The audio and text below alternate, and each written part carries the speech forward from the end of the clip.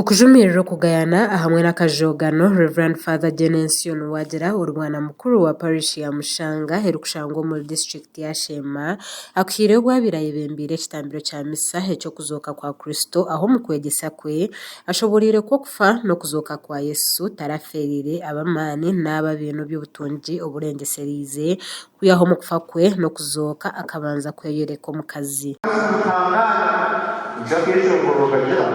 wabagazi bazira bagarese bakagareta abo kwa makakunda ngo bagarete abo kugira ngo kasangikire kikozirishi kandi Yesu yakora ubare Maria ngo numbi ukirayo Maria Magdalena yawagori ayo ngo utangiye gusoka mugaya nakisho ngo bakajira ngo utangiye ukashika abo biyumulabo mwiza kugiranga na Maria Magdalena kadoda ni unoje kujirota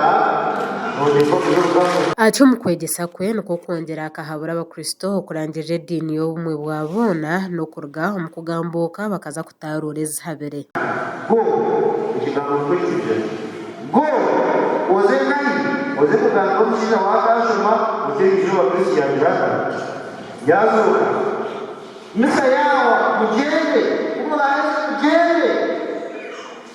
utakaishi go wewe unasomesa na wewe papo hapo agani go zile no ayikubagira go ta uze kuganga abasinda hati izoba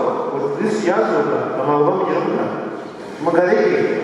aha kuzokoku abakazi zimwe mushara zabo no kugira ngo rahanga kwabayamba hakazora bashija okurwomarwa nebitokoza bongo ibiretira makaminji gijura mu butabango ko kikabayamba munonga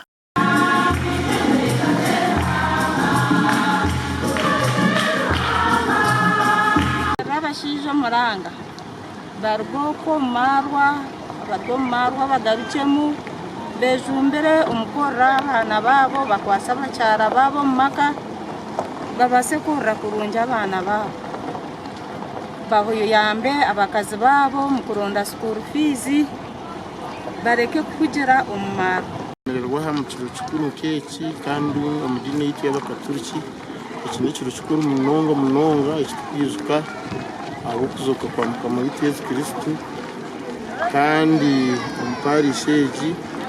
twireye tuyine ehururu yo kurema twatungura amaka g'umukristo gazo mu businge gazira ubuteka gazara abana burungi kureba ngo dini nkeji twadukuramo